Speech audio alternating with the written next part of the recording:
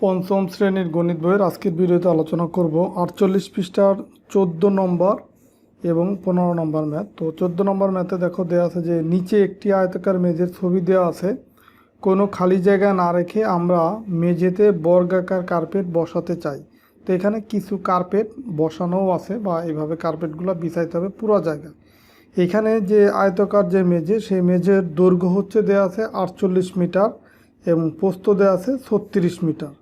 তাহলে এখানে আমরা দৈর্ঘ্য লিখে দিই কত, এই বাহুটা কত 36 মিটার, আর প্রস্থ যেটা সেটা আছে এটা হচ্ছে 48 মিটার। এই দৈর্ঘ্য যেটা সেটা হচ্ছে কত 48 মিটার, আর প্রস্থ ছিল কত 36 মিটার। তো এখন এখানে 1 নম্বর প্রশ্ন হচ্ছে মেঝেতে বসানো যাবে এমন বৃহত্তম কার্পেটের এক বাহুর দৈর্ঘ্য। তো এখানে বৃহত্তম কথাটা তোমাকে খেয়াল করতে হবে। বৃহত্তম মানেই হচ্ছে আমরা জানি যে গসাগু বের করতে হবে। কার গসাগু বের করতে হবে?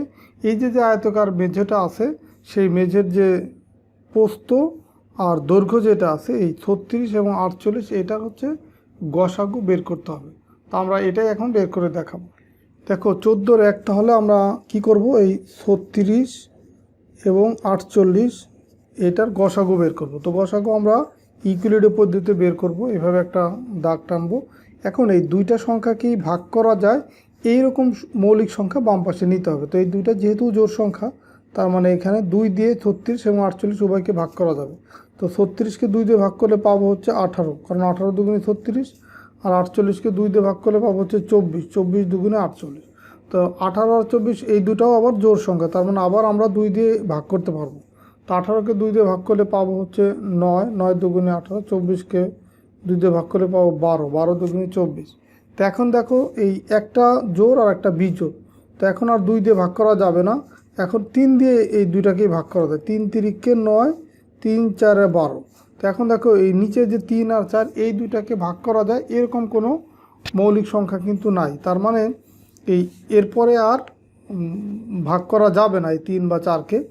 তাহলে এই বাম পাশের যে সংখ্যাগুলো পেলাম এই 2, 2, 3 এইগুলার গুণফলই হচ্ছে কি এই 36 এবং 48-এর গসাগু। তো আমরা লিখতে পারি সুতরাং গসাগু। আর গসাগু আমরা কেন বের করতেছি, যেহেতু এখানে বলছে কি বৃহত্তম কার্পেটের এক বাহুর দৈর্ঘ্য। তো গসাগুর যে মানটা পাবো সেটাই হবে বৃহত্তম কার্পেটের এক বাহুর দৈর্ঘ্য। তো গসাগু কত হবে, এই বাম পাশের মানগুলোর মৌলিক সংখ্যাগুলোর গুণফল 2 গুণ এই 3, নিচেরগুলো আসবে না, কারণ লসাগু যদি হতো তাহলে নিচেরগুলোও আসতো, কিন্তু যেহেতু গসাগু তাহলে নিচের এই 3 আর 4 আসবে না। তো এই দুটো যদি আমরা গুণ করি এই 3টা মান, 2 দুগুণে 4, 3 4 কত 12 পাচ্ছি। তাহলে এই বৃহত্তম কার্পেটের এক বাহুর দৈর্ঘ্য যে নির্ণয় করতে বলছে সেটা কত পাবো, এই 12 মিটার। তাহলে এখানে আমরা লিখে দেই যে বৃহত্তম কার্পেটের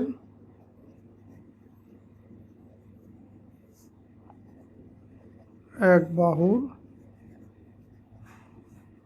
বাহুর দৈর্ঘ্য সমান কত 12 মিটার। এই মিটার কেন, যেহেতু দৈর্ঘ্য আর প্রস্থ মিটারে দেওয়া ছিল এই কারণে এই যে এখানে বৃহত্তম কার্পেটের এক বাহুর দৈর্ঘ্য কত 12 মিটার। এটাই হচ্ছে তোমার 1 নম্বরের উত্তর। তো এরপরে দেখো 2 নম্বর প্রশ্নটা ছিল সম্পূর্ণ মেঝেতে কার্পেট বিছানোর জন্য এরূপ কয়টি কার্পেট লাগবে। তো এখন এই কয়টি কার্পেট লাগবে সেটা বের করার জন্য আমাকে আয়তাকার যে মেঝেটা আছে সেই মেঝের ক্ষেত্রফল বের করতে হবে। যে এখানে দেখো যে আয়তাকার মেঝে হচ্ছে যে এটা, যার দৈর্ঘ্য 48, প্রস্থ হচ্ছে 36। তো এইটার হচ্ছে ক্ষেত্রফলটা আমরা বের করব। তো ক্ষেত্রফল যদি বের করতে চাই তখন আমরা লিখব যে এটা কিন্তু আমরা 2 নম্বর বের করতেছি, লিখব যে আয়তাকার মেঝের ক্ষেত্রফল, আয়তাকার মেঝের ক্ষেত্রফল। তো আয়তাকার কোনো বস্তুর ক্ষেত্রফল যখন বের করব তখন হচ্ছে ক্ষেত্রফল সূত্রটা কি, দৈর্ঘ্য গুণ প্রস্থ, দৈর্ঘ্য গুণ হচ্ছে প্রস্থ। তো এখন এইখানে দৈর্ঘ্য ছিল 48 আর প্রস্থ ছিল কত 36, আর ক্ষেত্রফল সবসময় কি বর্গ হয়, বর্গ, আর এই দৈর্ঘ্য আর প্রস্থ যেহেতু মিটারও দেওয়া আছে তার মানে বর্গ মিটার। এটা হবে আয়তকার মেঝের ক্ষেত্রফল। তো এখন এই 48 আর 36 এটা যদি আমরা গুণ করি তখন এই গুণটা তুমি এখানে রাফ দেখাই দিতে পারো। 48 গুণ হচ্ছে কত 36, গুণ করলে 6 8 48 8, হাতে আমার 4, 4 6 24, 24 আর 4 হচ্ছে 28, এক ঘরের শূন্য দিলাম, 3 8 24 4, হাতে আমার 2, 3 4 12 আর 2 14। তো এখন যদি যোগ করি 8 4 আর 8 12 2, হাতে আমার 1 1 আর 4 হচ্ছে 5, 5 আর 2 হচ্ছে 7, আর এই 1 1728। তার মানে এই দুটা গুণ করলে কত পাচ্ছি 1728 এত বর্গ মিটার। আর এইটুকু হচ্ছে কিন্তু রাফ, এটা তোমরা দেখাই দিতে পারো। তো এই 1728 বর্গ মিটার পেলাম হচ্ছে পুরা আয়তকার মেঝের ক্ষেত্রফল। এখন আমরা এই যে বৃহত্তম কার্পেটের এক বাহুর যে দৈর্ঘ্য পেলাম 12 মিটার, তো বৃহত্তম কার্পেট যেটা সেই কার্পেটটা ছিল কিন্তু বর্গাকার। তো বর্গাকারের 4 বাহুটাই সমান, তার মানে এই বর্গাকার কার্পেটের ক্ষেত্রফলও তাহলে আমরা বের করব। তো এখানে লিখব যে বর্গাকার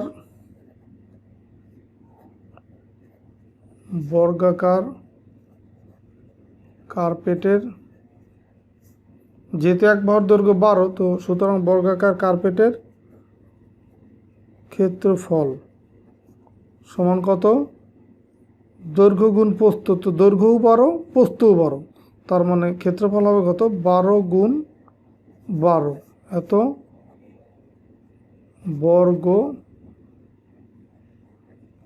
বর্গ মিটার। তো 12 গুণ 12 এটা গুণ করলে আমরা পাবো হচ্ছে 144 এত বর্গ মিটার।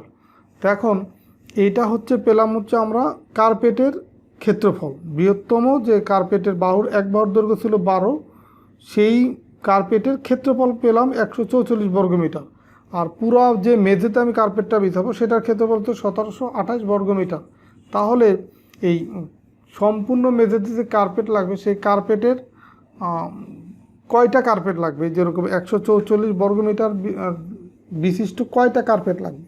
তো এখন লিখবো যে সুতরাং সম্পূর্ণ মেঝেতে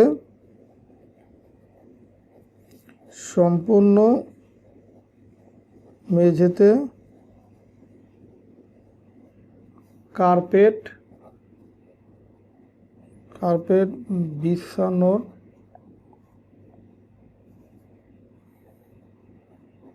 জন্য, সম্পূর্ণ মেঝেতে কার্পেট বিছানোর জন্য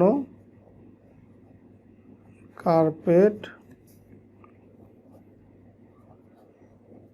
লাগবে সমান কত, এই পুরো মেঝের যে ক্ষেত্রফল ছিল 1728 ভাগ হচ্ছে একটা কার্পেটের যে ক্ষেত্রফল 144,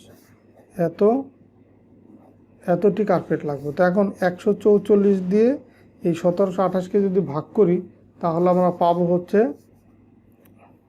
12, তো 12টি কার্পেট লাগবে, এটাই হচ্ছে উত্তর। আর এই যে ভাগ এই 1728কে 144 দিয়ে, এটা কিন্তু এখানে তুমি কি রাফ দেখাই দিবা যে 144 ভাগ হচ্ছে কত 1728। দেখো এখানে 3 অঙ্কের সংখ্যা, তো এই 3 অঙ্কের সংখ্যাকে যদি ভাগ করি এটা যাবে হচ্ছে একবার, তো এখানে লিখবো 144, বিয়োগ করলে 4 আছে কত হলে 12 হবে 8 হলে, হাতে আমার 1 1 আর 4 5, 5 আছে কত হলে 7 হবে 2 হলে, 1 আর 1 মিলে গেল 0, 0 প্রথমে দেওয়ার প্রয়োজন নেই, এই 4টা এখানে নামাই নিয়ে আসলাম 284। তো 144 কিন্তু আমরা 2 দিয়ে গুণ করি তাহলে পাচ্ছি হচ্ছে 284। তাহলে 284 থেকে 284 বাদ দিলে 0 থাকবে।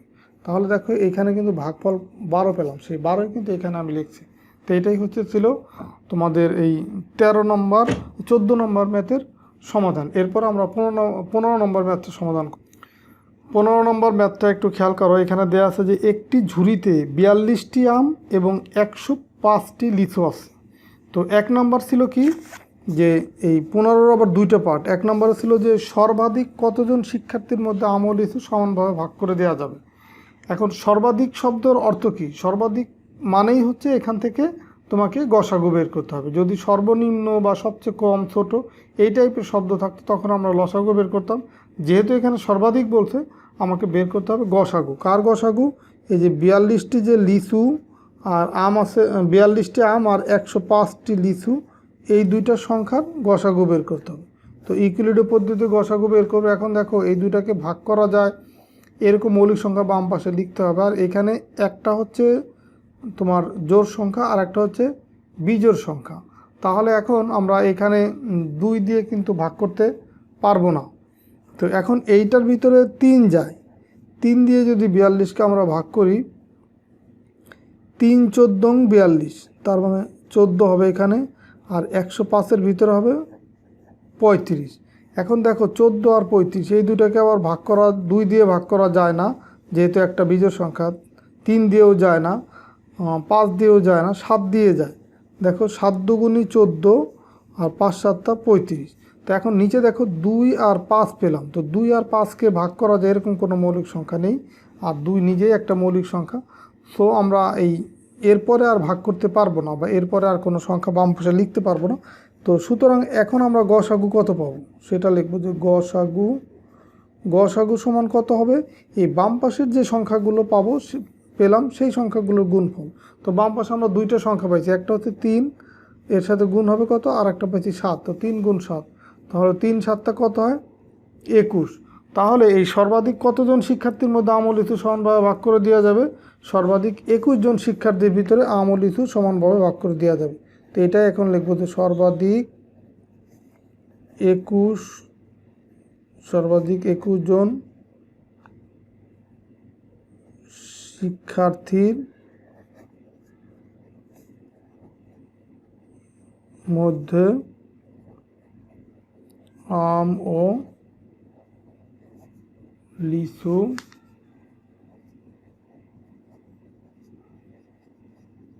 সমানভাবে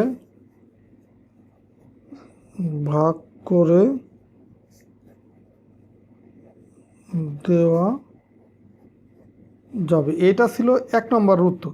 তো এরপরে দেখো 2 নম্বর পার্টে বলছে যে প্রত্যেকে কয়টি করে লিচু পাবে। তো এখন শিক্ষার্থীর সংখ্যা পেলাম কত, 21 জন। তো এখন তাহলে টোটাল আম আছে 42টি আর লিচু আছে 105টি। তো 2 নম্বর পার্টে বলছে যে প্রত্যেক শিক্ষার্থী কয়টা করে আম পাবে। তো শিক্ষার্থী যেহেতু 21 জন আর টোটাল আম আছে হচ্ছে 42টা, তো আমরা লিখতে পারি যে প্রত্যেকে আম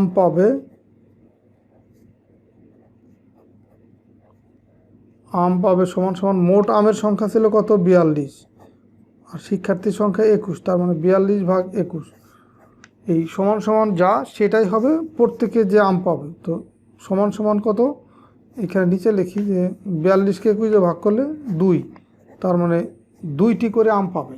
আবার বলছে যে লিচু পাবে কয়টি করে।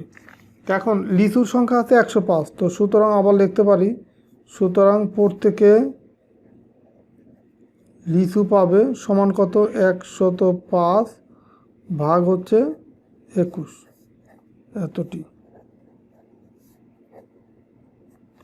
তো এখন দেখো 105কে 21 দিয়ে ভাগ করি, এখানে পাবো হচ্ছে আমরা 5, কারণ এই যে 5 অক্ষে 5, 5 দুগুণী 10 মিলে যাচ্ছে। তার মানে এখানে আম পাবে 2টি করে আর লিচু পাবে 5টি করে। তো এখানে উত্তর হবে কত, উত্তর